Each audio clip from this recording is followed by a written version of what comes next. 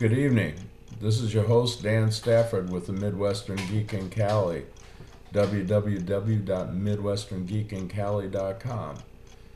Videocasting from 42 TARDIS Way here in lovely Temecula, California. Summer's winter home. I love calling it that. It's so fun. Moving here from the Midwest, which is the Great Lakes region for me. The weather here is just wonderful. Wonderful, wonderful, wonderful.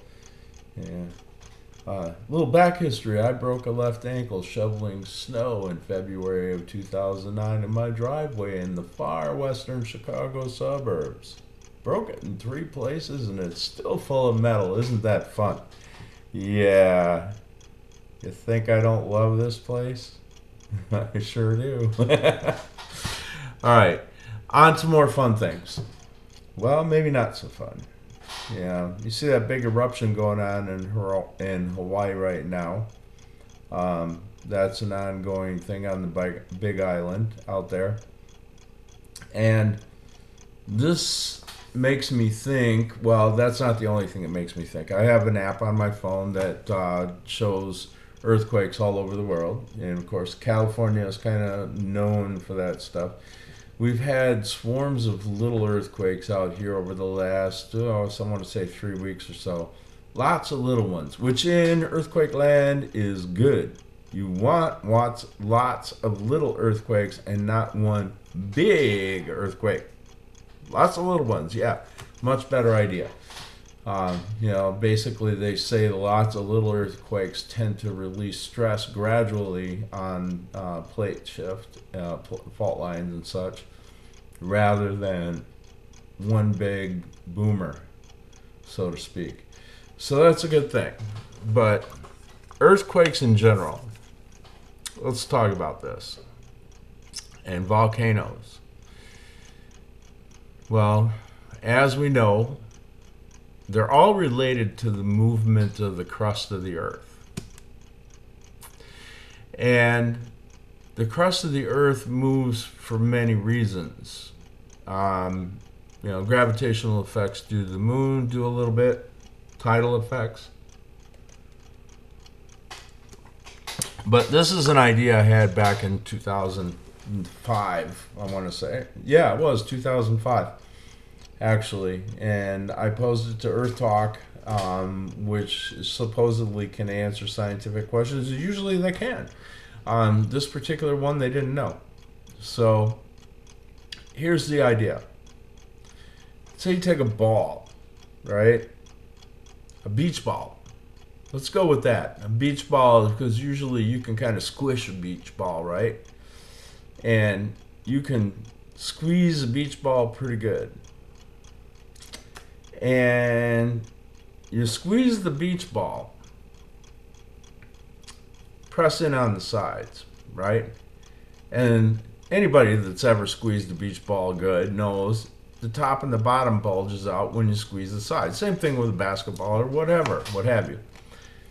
You let off, the sides bulge back out, and it goes more round, and the top and bottom come back down, right? The top and bottom are like this when you're squeezing the sides, and then they kind of go more around when you let off. And then when you squeeze the sides, of course, it moves in, and then when you let off, it comes out. Now, think about all these, hundreds of thousands of years, a few million years, that we've had all these trillions and trillions of tons. I want to be like Carl Sagan here. Trillions and trillions. That's going back. That's a throwback. A little Easter egg there for you. Trillions and trillions of tons of water weight as ice trapped on Greenland and Upper Canada and the Antarctic and Iceland, all weighing down, pressing down on the poles of the earth, squeezing the beach ball. Now, all that water weight is starting to melt and shift around to the poles of the Earth, taking the pressure off the top and bottom. Sides were bulging out.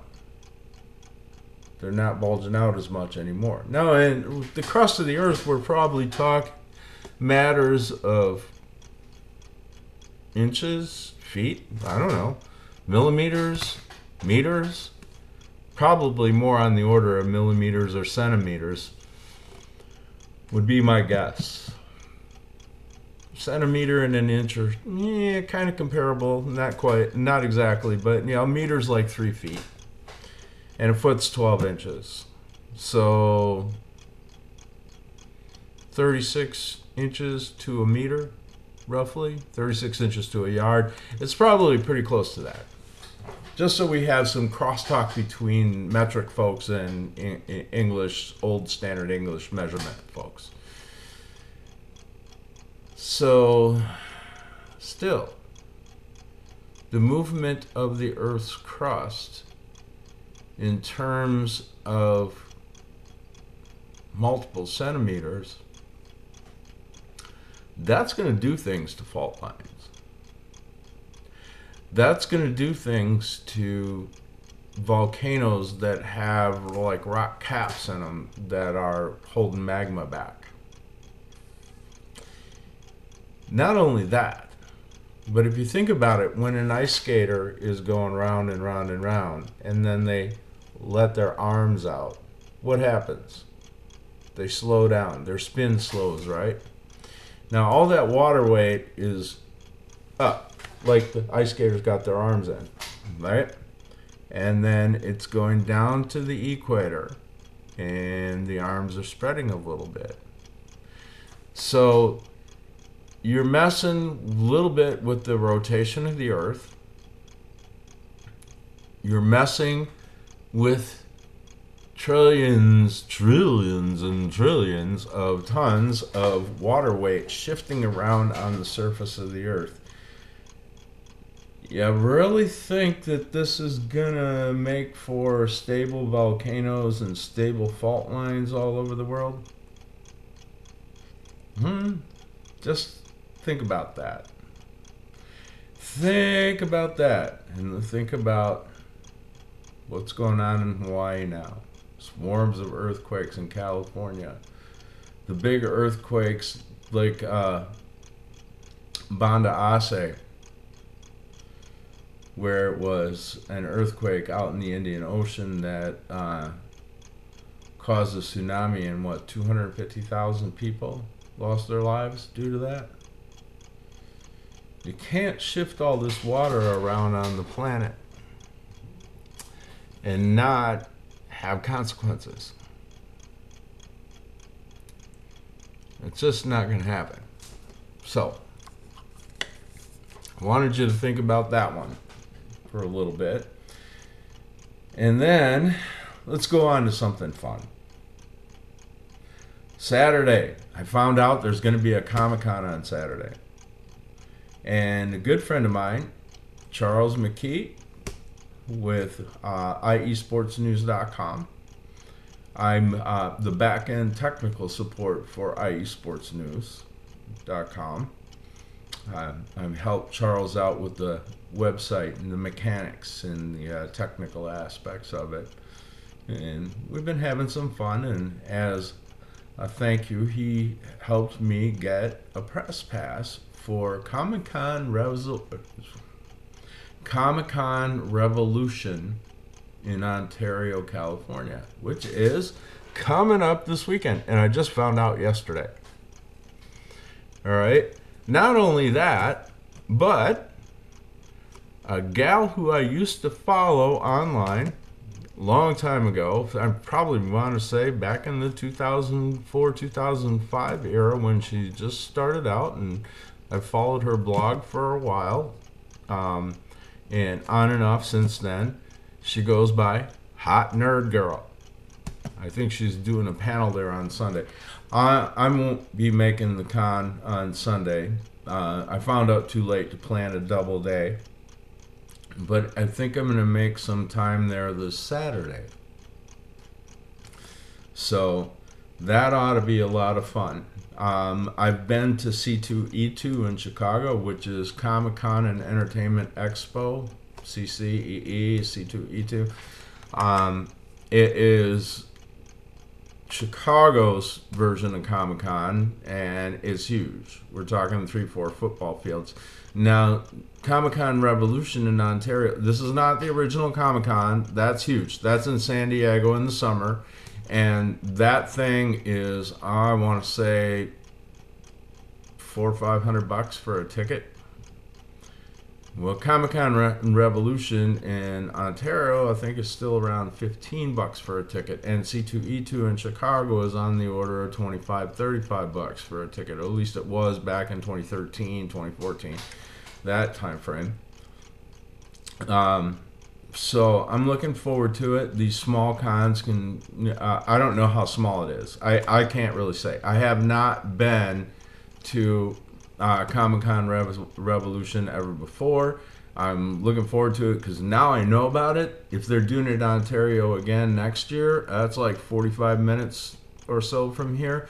I'm making plans. I'm going to find out what the schedule is for next year and make plans ahead of time, so I got it booked on the calendar and I can do both days of the weekend, and and things will be more fun. This is going to be a little bit more hurried, just like go scope it out for 3 or 4 hours maybe, and get my behind home because we got other things to do this weekend. We got family coming in on Sunday, so that's all taken.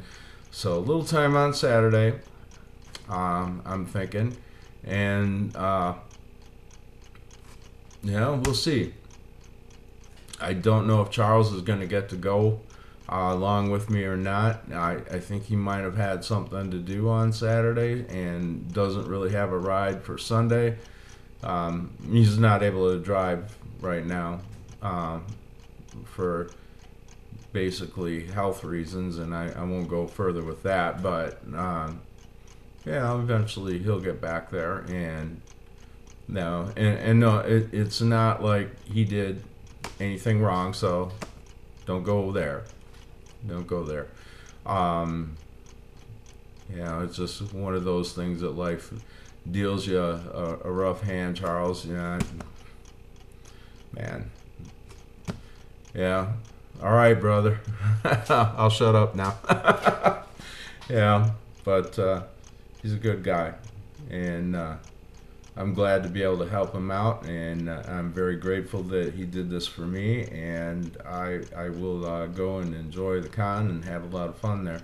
I've got some other stories that I really was originally going to talk about in this episode, but I need to get to bed early tonight, early for me that is, and be able to get up early tomorrow. I've got some work to do, and then I need to come home and make up some business cards for the podcast/videocast that I'm doing nowadays, because it'd be kind of nice to have some to hand out at the con.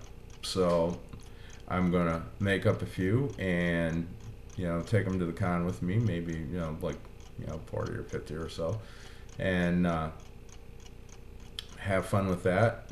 Should have done this quite a long time ago, but I never got around to it. So round to it's coming. Anyway, so that's what's on my radar. I'll save the other stories for another episode. There's some good ones here, and I'd really rather do them when I have full time to deal with them. I don't want to do a rush job or a slapdash on them. Anyway, trying to think if there's anything else I want to talk about tonight. I'm still looking forward to the launch of Midwest Nerd Chick's full-on channel and show. She's just got a couple of preliminary vids up right now, a few original early blog posts. Long way to go, but I think she's getting close, and I'm just waiting for the announcement to talk about the launch there.